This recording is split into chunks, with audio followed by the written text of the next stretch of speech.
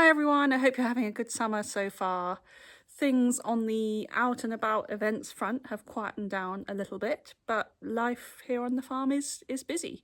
And so I thought it might be a nice opportunity to give you a bit of an insight as to what's going on here and now. We're in the middle of July. It's been very hot, as we all know, and very dry over the last few weeks. So that presents challenges but also opportunities to make us think about our future as farmers and what more we can do to bake resilience right into the centre of our farm system. So just a bit of context on our farm. We are in the Wye Valley, just above Hay-on-Wye. We farm about 800 acres, mostly tenanted with a small amount of owned land, and we farm sheep and cattle in as a regenerative way as we possibly can.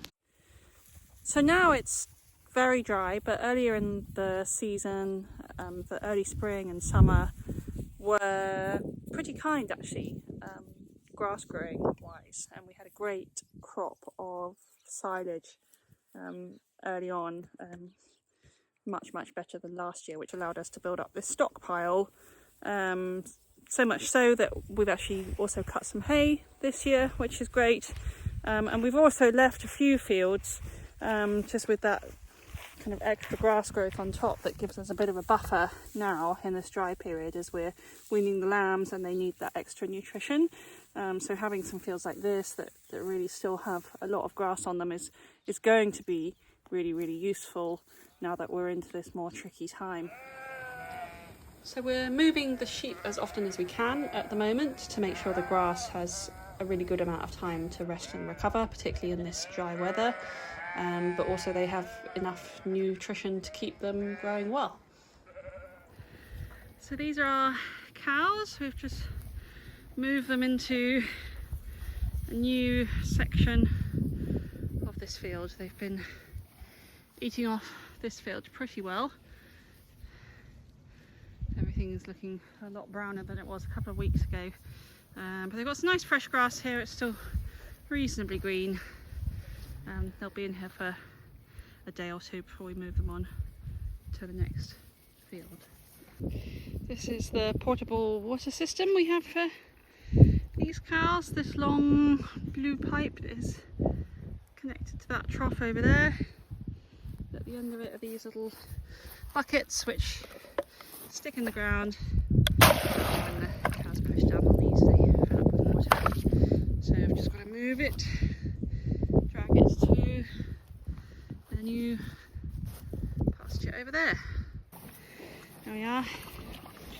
Pretty thirsty, as you can see. Quite hard to get them in the ground actually today. One thing this dry weather has made extremely difficult is any fields that we have reseeded into grass laves, clover, and in this case this has gone into Swedes and turnips for the sheep to eat during the winter.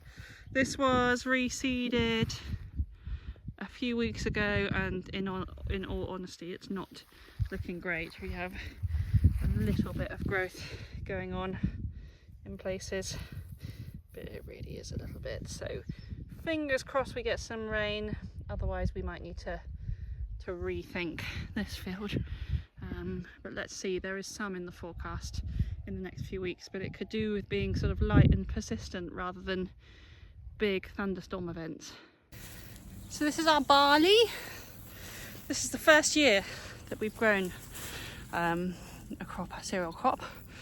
So this year it's just going to be for our cows, for feed and straw, but who knows, we'd love to grow some crops obviously for human consumption in the near future, and our farm cluster is looking into purchasing a farmer owned or community owned grain mill, so that would be very exciting if we could make that happen, and then perhaps we could grow some heritage varieties of something, sent to the bakeries and further beyond around here.